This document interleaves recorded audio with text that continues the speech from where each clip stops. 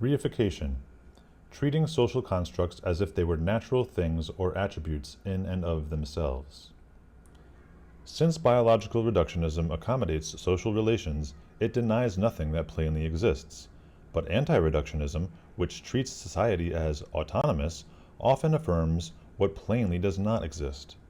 The word society is a collective name for interacting individuals and the upshot of their actions, perfectly harmless so long as it is not taken to explain those actions. But taking society to name a thing in its own right yields pseudo-explanations of a sort that seems particularly common when the topic is race. It's not their fault, it's society's fault. Take this sentence, quote, "The country has watched passively for more than a generation as its urban cores have devoured the people who live there." End quote. De Parle, 1992. Its author is treating the place where blacks reside as an entity with causal powers, which, it is implied, whites have negligently failed to restrain.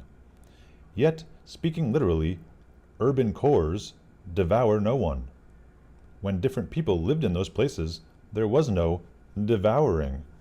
Blacks there are now being victimized by other predatory blacks. Or consider the oft-heard remark that black children misbehave in school because they, quote, "bring the streets with them." Black children don't literally bring pavement into the schoolroom, nor the values taught by pavement. They bring the values of the children who live on those streets, which is to say, their own.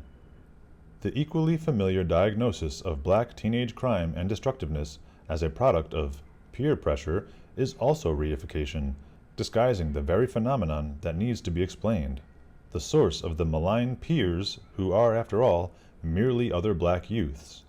Peer groups are not things in their own right. Accounts attributing the disadvantages of blacks to life amidst crime, poverty, or drugs are equally obscurantist. Quote, "The Carter family is being stalked here by what the Klan's 54-year-old matriarch, Regina, calls a monster, crack cocaine. She has watched it swallow her daughter, and now she is fighting it for her grandson's soul." End quote. How did I avoid this monster? I could have easily found some crack at any time in the last 20 years if I wanted to, or 15. It never devoured me. I've had the opportunity to be devoured. That's so weird, I wonder why. This is so luridly dishonest as to need no further comment. Careful, check under your bed at night, or the crack monster is going to come and get you. The essential emptiness of these reifying explanations is distilled in the following brief description of Chicago's Robert Taylor Homes, a virtually all-black public housing project of 60,000 people. Quote, "Garbage, human waste, and graffiti have reduced the project to a high-rise hovel. For the Taylor residents who are trying to provide proper homes for their children, the deterioration of the buildings is both maddening and frustrating. We complain," one mother notes. "Complain to whom?" Ruth, 1989, end quote. So, garbage, human waste, and graffiti are also monsters, like crack. We got a lot of monsters to watch out for.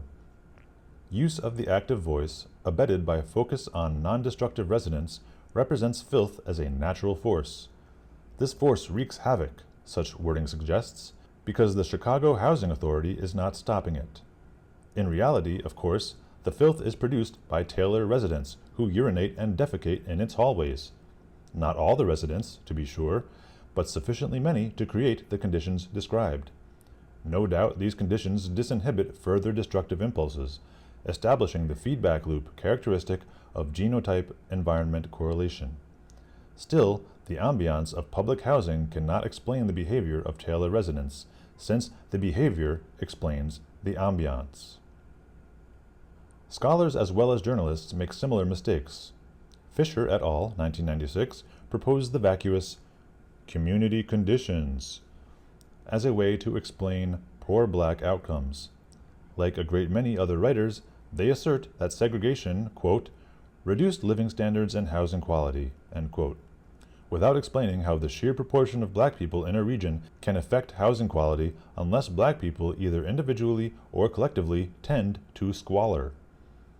Most absurdly, they explain the educational difficulties experienced by blacks in all black neighborhoods in terms of greater exposure to crime and lower levels of safety, as if crime were a force independent of blacks themselves. The crime monster.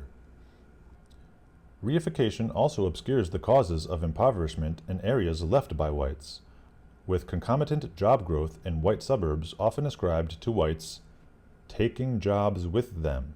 One writer describes the feelings of the minority community in Connecticut this way, quote, some complained that they were bypassed by the wealth that surged through Fairfield County in the 1980s, giving rise to sprawling office parks and roadways crowded with luxury cars.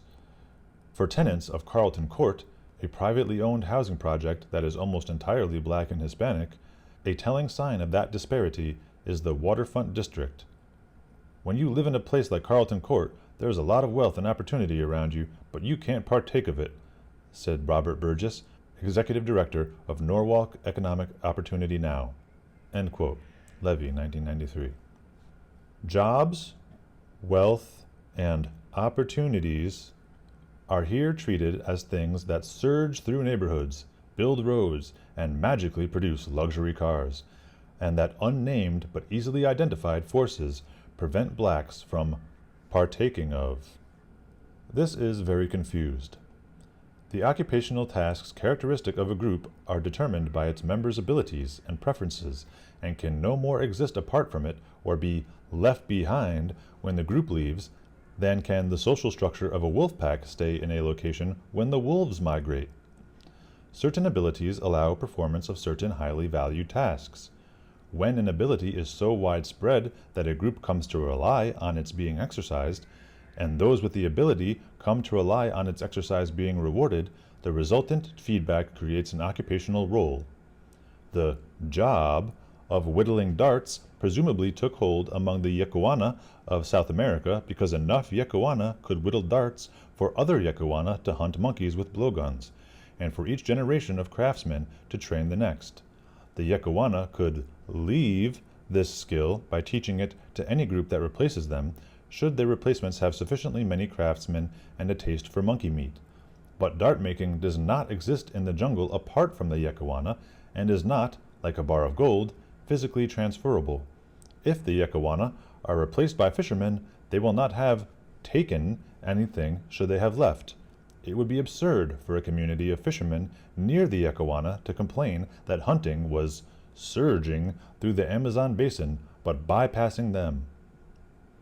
White flight takes jobs in the sense that tasks characteristic of whites cease being performed in the absence of whites.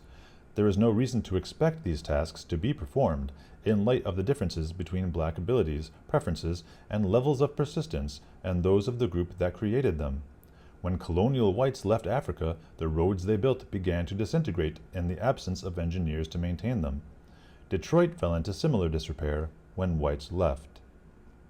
Was this because of racism? Oh, speaking of racism. Next section.